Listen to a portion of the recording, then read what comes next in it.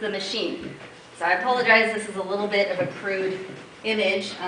But this is the technician looking on the screen. This arm can rotate all the way around and back, and actually comes down on your side once they get a good picture. So this table has two semicircles that can pop out. So if they want, they can move the machine all around on top of you. If they don't like it, they can bring it around to the other side, move it around on top of you.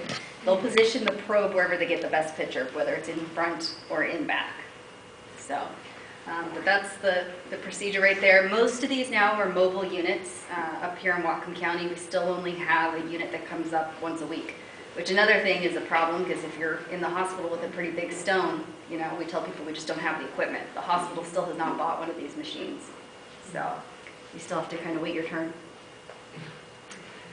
The next one is called ureteroscopy laser stone extraction. And so that's where they have to go in up from below to get the stone.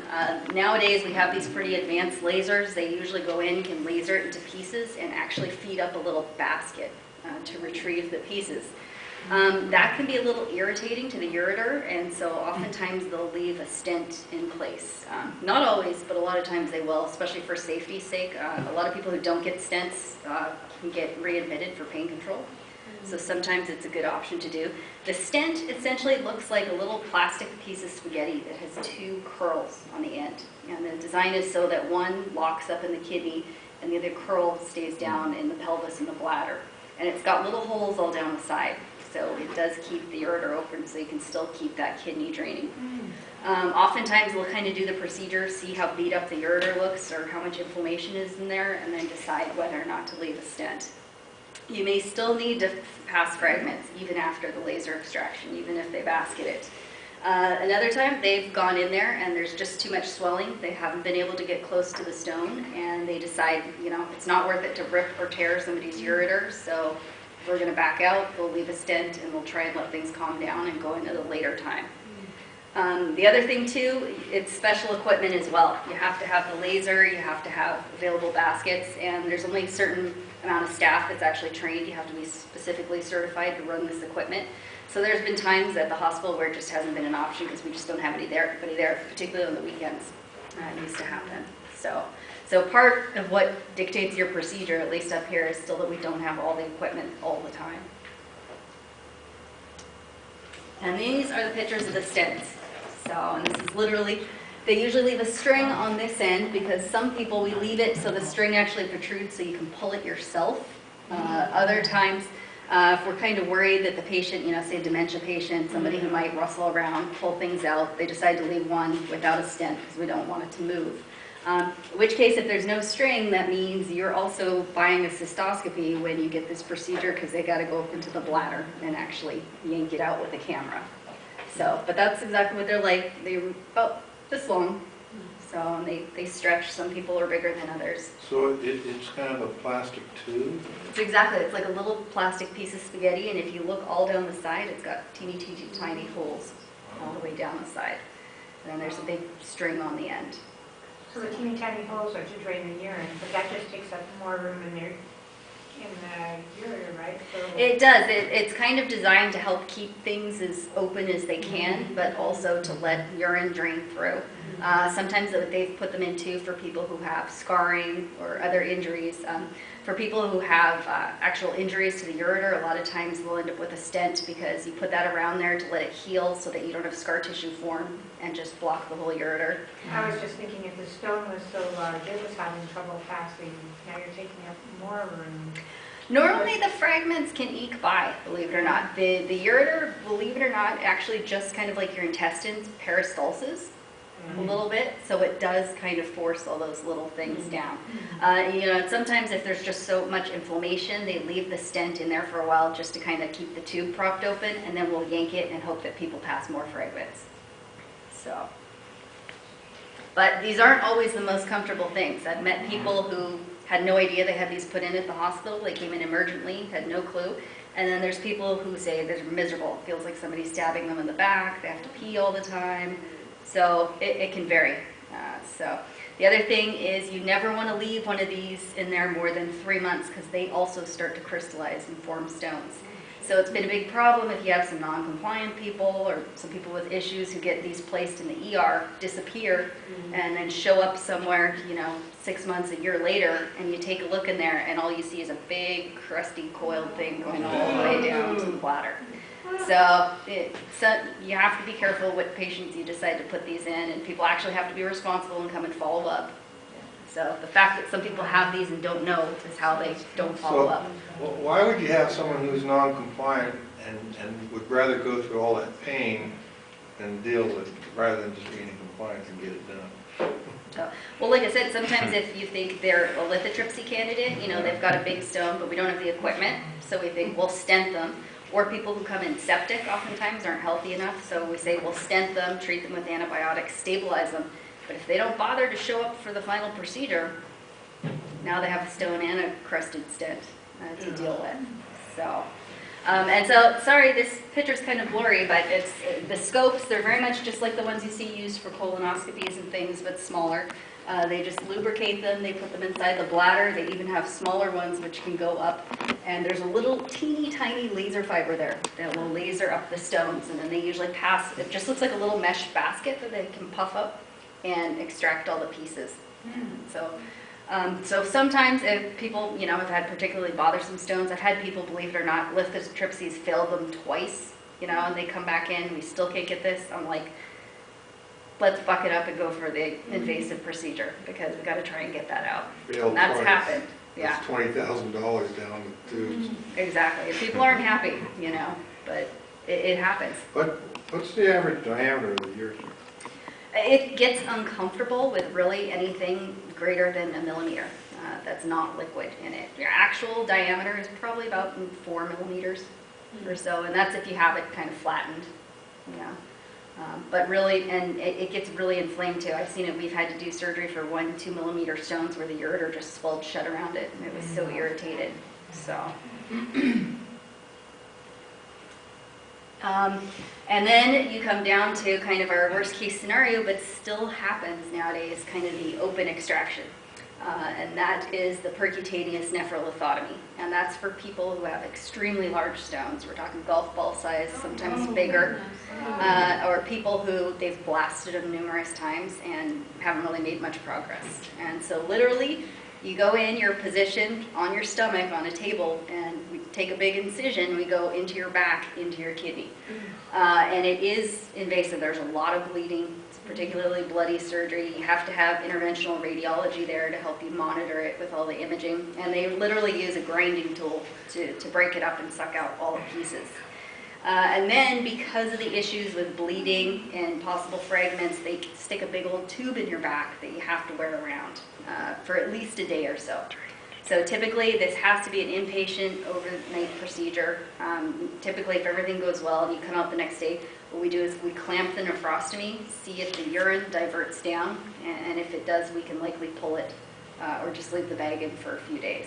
But the other thing is that's what you have to do in emergency. If somebody comes in with a huge, horrible stone that's really, really septic, not holding their blood pressure, not able to probably withstand anesthesia, they end up with a nephrostomy tube.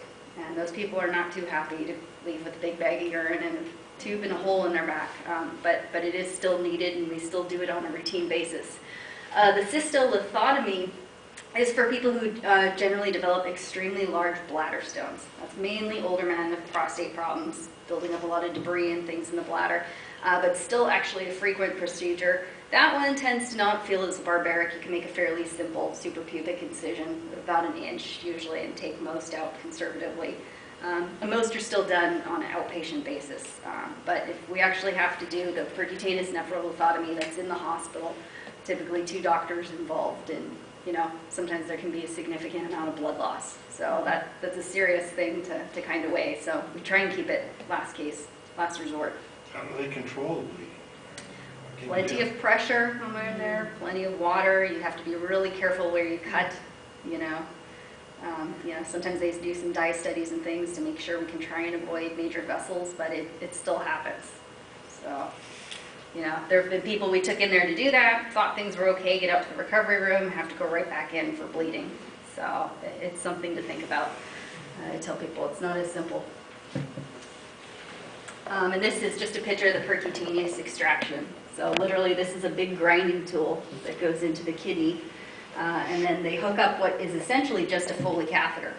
We leave one with a big balloon in there to hopefully kind of tamponade some of that bleeding. And it goes to a regular collection bag. So, not fun. Some people also have these just for other medical reasons. You know, horrible cancer that's obstructing their ureters or other scarring or kidney issues. But normally nobody is very happy when I see them and they have a tube coming out of their back. So it's still kind of our last case scenario, but we still have to use it. I'm not very happy just thinking about it. And that's sort of a couple pictures of what they look like. So How long do you have to wear the tube? the in the tube, bag? the mat, it depends on how well it goes. In a general procedure, if it goes okay, we try and get the tube out within probably 1 to 4 days or so. For some people who've had other injuries, it might take a little bit longer. You know, but the tubes have to be changed regardless about every 3 months. Some people have to have those in there permanently for other reasons. So if you clamp that tube off and you're not getting the flow going in the other direction, Means you have to stay with the bag for a little bit longer because we have to wait for that hole to shrink down that we cut in through. And that's happened. I saw one where the procedure didn't go as planned. They entered another point, and then we ended up with a really gaping hole in the kidney that just kind of had to close and heal on its own. So we did put some sutures in, but it was more time than anything else, and just testing it, you know, clamp things off, see if things diverted. fun times. And so this is, the other thing is, the important thing is, after people have been through this horrific event, and however they decide to handle it, once you're done with it, we always try and save the pieces. You know, some people make the mistake, they don't bring home the little strainer after the lithotripsy. We do want to know what it is, because that's key of us being able to figure out why you're making these and how to stop you from making any more of them. Most of them are calcium oxalate, which they think is sort of a combination of calcium as well as oxalate, which is a byproduct of certain foods. Unfortunately, most of those foods are really healthy, like green leafy vegetables and a lot of other things. So you don't necessarily realize you are eating something. This is a pretty easy combination.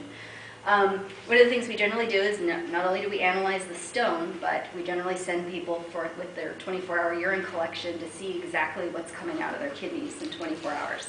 And I tell people it's really important. It's exactly what you're eating and drinking on a daily basis. Whatever vitamins you take, you know, if you have a couple beers, whatever it is, we want to see it all go into that jug of daily what's coming out of your kidney.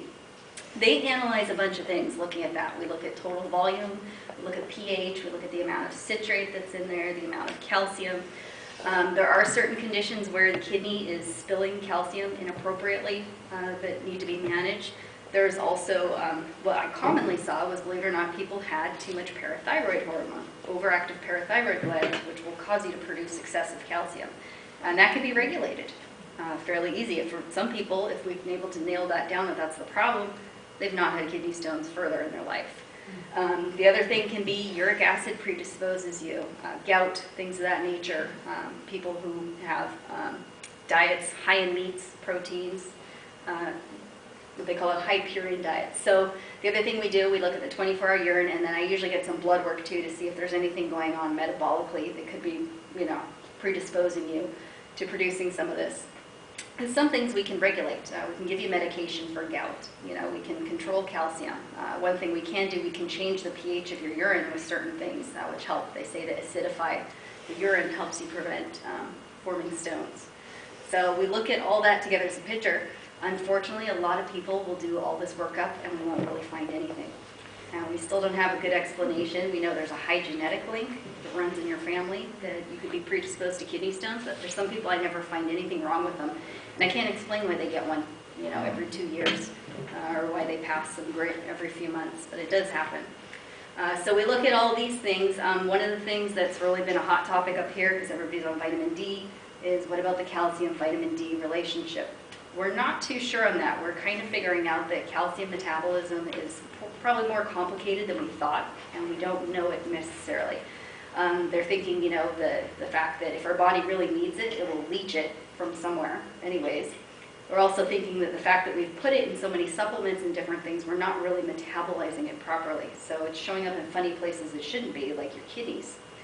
So that is one of the things I do look at and tell people, analyze your supplements, you know, depending on your situation or history of osteoporosis and things. And like calcium supplementation maybe isn't needed for everybody, depending on what goes on. The biggest thing though, across the board that I always see is the fluid intake. And that's what they tell you. I mean, it's just pure, you know, chemistry they've ever seen. If you've ever dumped too much iced tea mix in, you know that it's all going to settle at the bottom.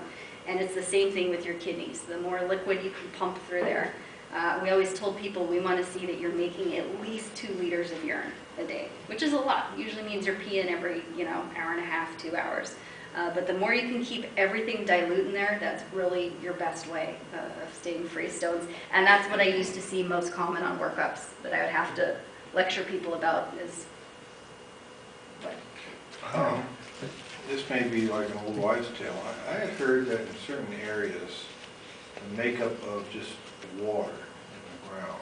Mm-hmm. You have to be careful. Some people who drink too much of this kind of water predisposes them to having stones. Is that possible? It is possible, especially depending on, you know, the sediment levels and things. You know, it's not just calcium that shows up. There's other things. There's phosphates and other things. So there's been some proof about that. I've heard a lot of people. I haven't ever heard or seen any studies, though, particularly at least of anything locally, where they've been able to identify that one source of water or another particularly was worse in terms of what mineral deposits it had. But there are some theories on that. That being said, then I've had people come in that are doing the alkaline water thing that they swear by, or, you know, they have a well or something of that nature. So it's possible, but the biggest bet we know is if you can just at least keep volume going through there and keep rinsing, that's your best bet. The other thing that's not too helpful nowadays is we have all those caffeinated energy drinks, those Monsters and you know, Red Bulls and things like that. Not only they have high sugar, they have high caffeine, which is a bit of a diuretic. We tell a lot of people you should probably try and cut that stuff out and limit it. Citrus is considered to be beneficial. They think that it interferes with the way that the crystals actually bind and stick together. So if you like water with lemon, that's probably your best friend. If you're a kidney stone, they've also said Crystal Light, anything citrusy is probably beneficial. There are certain people, we do recommend that they go on medication, like to acidify the urine or to lower their amount of uric acid. It wasn't always my favorite because I found that people weren't very compliant with it. Some of them particularly you have to take like 4 times a day. It's also a wax-coated tablet, which means it goes right through you. So even a lot of the people I started on medicine, no matter how bad their experience was, most of the time when they came back, they weren't really taking it or taking it consistently. So if you can do it with diet or fluids, that's probably best. Also, there are people that had such problems with kidney stones or literally were in there every year. We would see them on a regular basis every few months or every 6 months just for one of those plain KB x-rays, which you guys are free to hand around. You can't see it too well here. But this is just a standard, plain, cheap film that you can do in office. And we had people that we would either be screening them for stones because we'd known that they were particularly problematic or they'd gotten really septic from them, so we wanted to treat them preemptively. Or people that we knew had a decent-sized stone and we were monitoring it. And once it got to a certain point, they'd go in and just get it electively taken care of, rather than chance that it would go on the move and cause a problem. And there are a lot of people who've had such horrific experiences with these, they will go in periodically and have lithotripsy just to kind of clean things out.